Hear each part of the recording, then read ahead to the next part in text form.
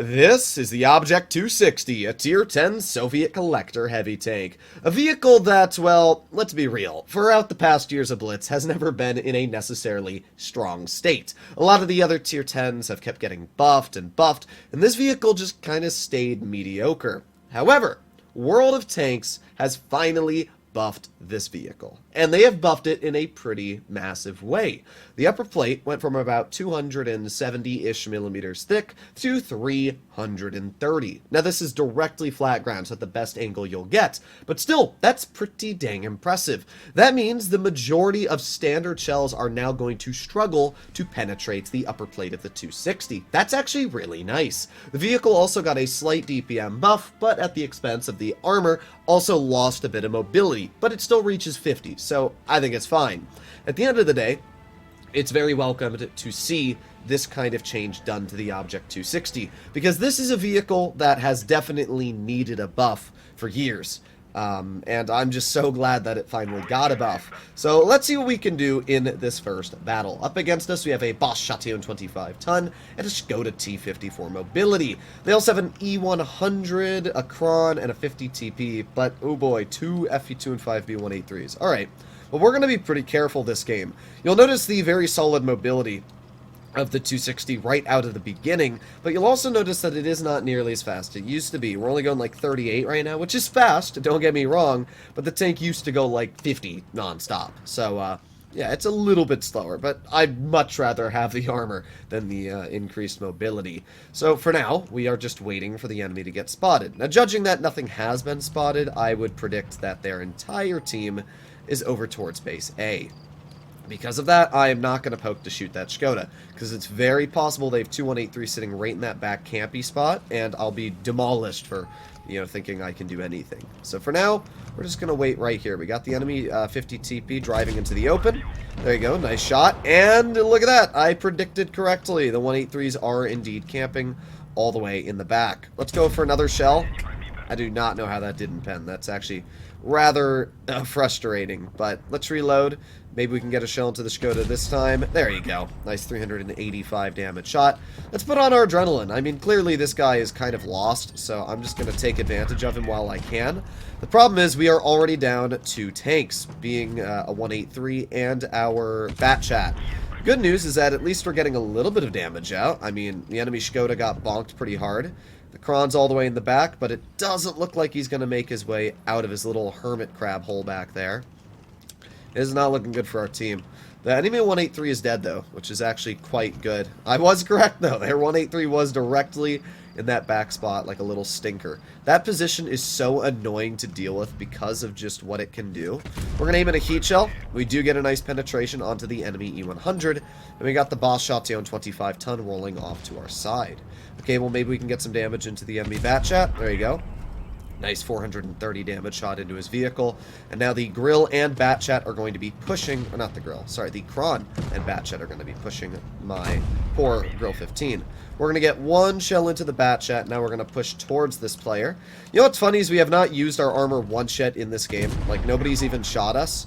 Now, to be fair, this is because the enemy team is literally camping on A side, which is like the most useless thing you can do ever. But hey, we're going to aim it on where the Kron was. There you go. Nice shot. We got to bounce, guys. Not because of the armor on this tank, but because the Kron doesn't know how to aim. At this point, we are full health. Our TVP is a one-shot, and the enemy stalls an E100 and a 183 and a pretty healthy Kron. I don't know how much health the other two players are at, but I can guarantee it's a lot more than what my TVP has, especially after that. So not necessarily a very good job from my teammates. Alright, well, let's aim it on the 183. There's one shell. I'm hoping we can get one more out before the 183 reloads. Oh boy.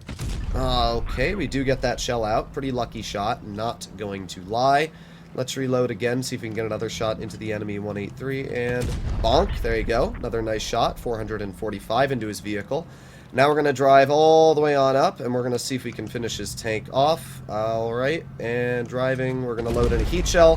He does pen me, which is a bit frustrating. I'm not going to lie, but at least we were able to get a little bit of damage in.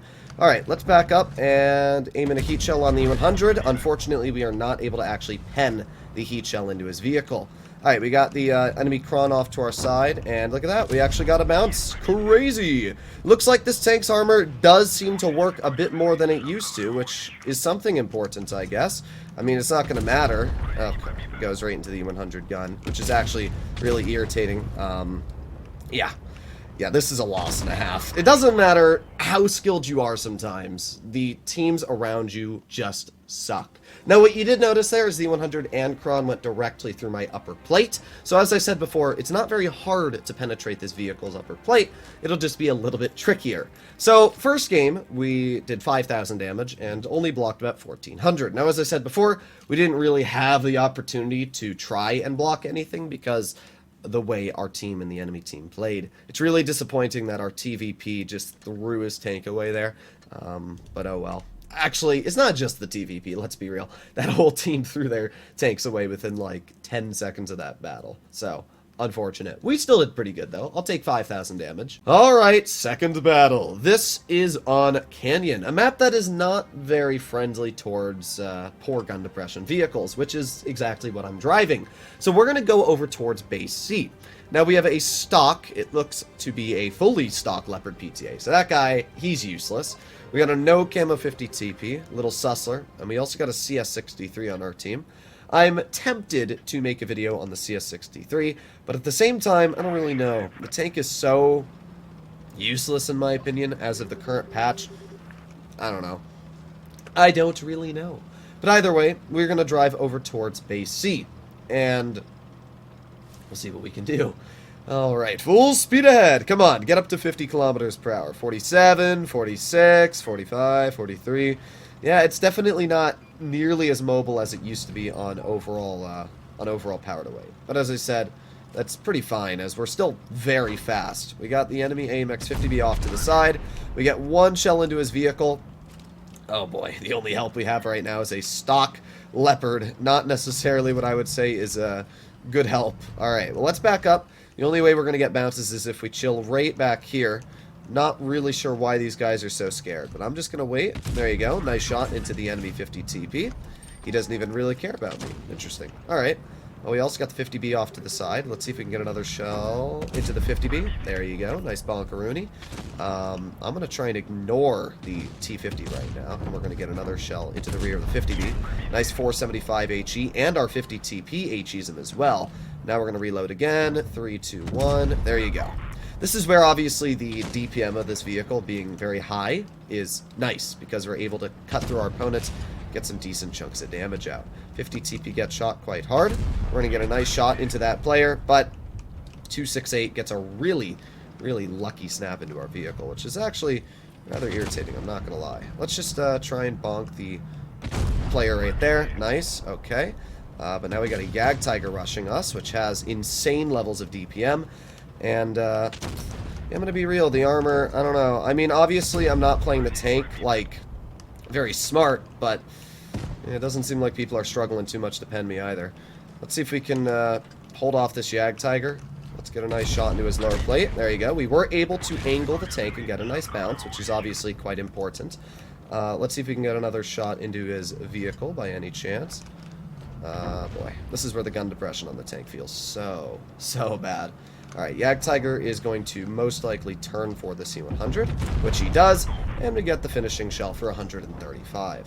Alright, well this was another decent game. Again, I didn't really notice the armor doing anything. The problem is the tank doesn't have gun depression, and that's really the problem. I mean, you need gun depression to do well in the majority of situations you play. Like, fighting that 268, fighting that Jagdtiger, I don't have the gun depression to shoot them, even if I wanted to. I have to drive fully out and expose my tank.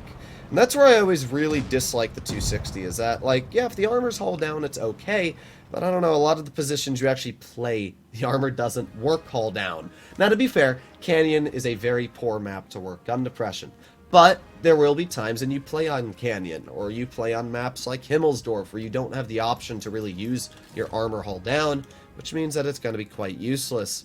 At the end of the day, I do welcome the buffs done to the 260.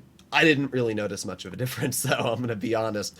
I'm going to mess around with this tank more throughout the next, I don't know, a month or so and rack up some games, and I'll let you guys know a follow-up video if it actually feels any better. But hopefully you enjoyed today's video, and I'll see you all in the next one. Bye-bye.